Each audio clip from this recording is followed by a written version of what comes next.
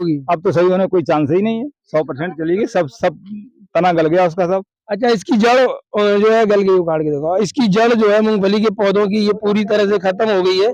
नमस्कार मेरे प्यारे किसान साथियों, मैं हूं ज्ञान सिंह राजपूत। आप देख रहे हैं किसान जगत। साथियों, इस समय मैं खड़ा हूं इस खेत में, उसमें हुआ है लॉस, और इनसे जानेंगे कि किस दुकानदार से इन्होंने ली है दवाई जिससे ये लॉस हुआ है। तो आप बताएंगे कौन सा दुकानदार था जिससे आपने ये दवा खरीदी?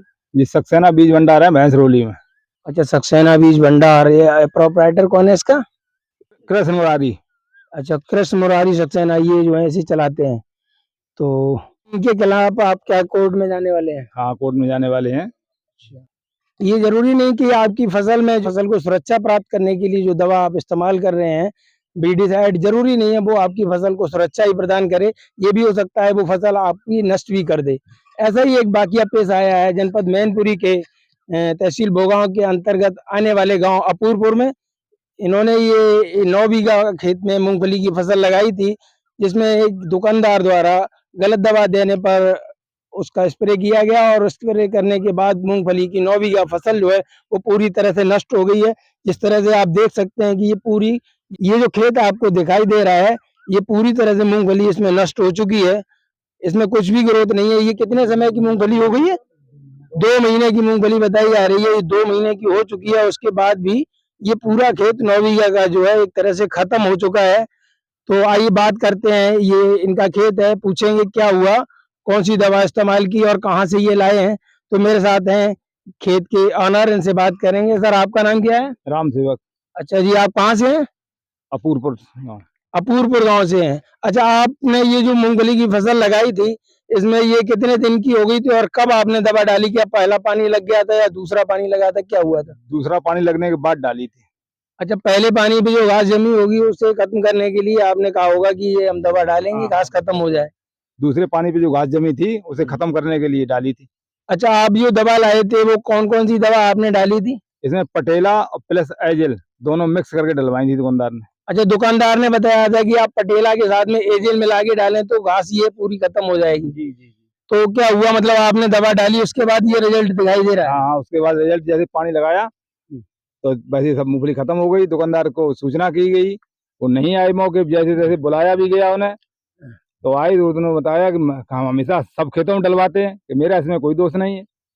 मतलब दुकानदार ने ये कह दिया कि मैं इस तरह से इसी कॉम्बिनेशन को पटेला के साथ एजेल को मिला करके सभी खेतों में डलवाते हैं, कोई उसमें मतलब दुष्प्रभाव देखने को नहीं मिलता है। लेकिन इस खेत में हम देख रहे हैं जहाँ तक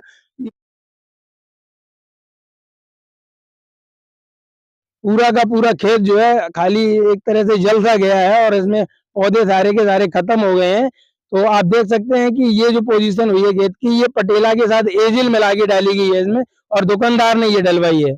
इनका कहना है, ये आरोप लगा रहे हैं कि दुकानदार ने ही ये कॉम्बिनेशन बताया फसल में डालने के लिए, और जिससे ये पूरी की पूरी मूंगफली की फसल खत्म हो गई है।